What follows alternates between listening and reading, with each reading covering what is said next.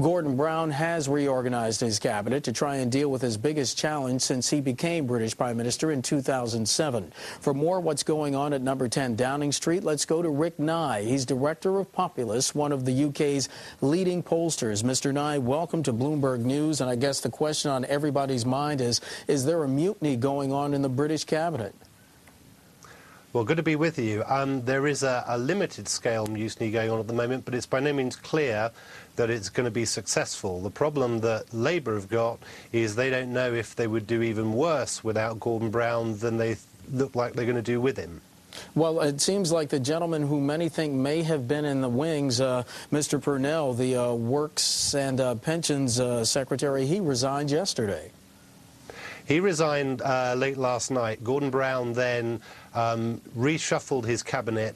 The main consequence of James Purnell going was that Gordon Brown was unable to bring in his own former economic advisor, Ed Balls, to be his Chancellor, and has had to stick with Alistair Darling, who has obviously been Chancellor since Gordon Brown took over as Prime Minister.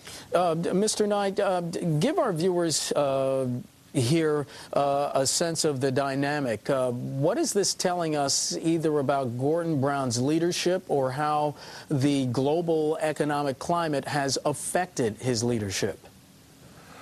His leadership has been incredibly weakened by the global economic crisis.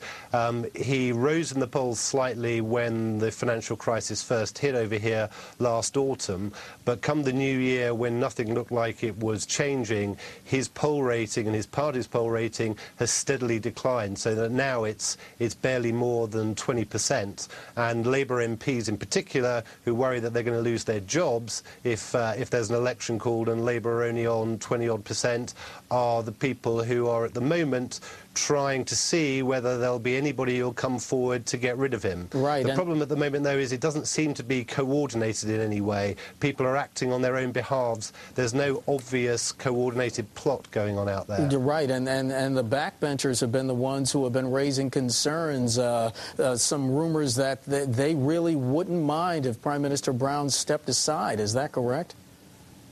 Yeah, I mean, there are a lot of them now expressing disquiet. However, they need 75 backbenchers to come forward to say they want to get rid of Gordon Brown in order to trigger a leadership election.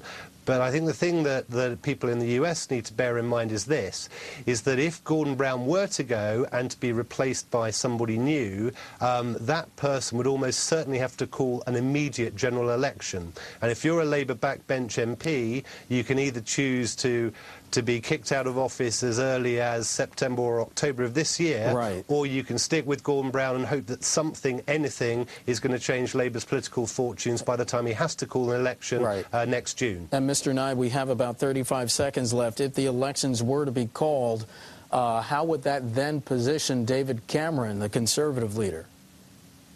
Well, right now, if an election were called, David Cameron would win it and he would have a comfortable governing majority.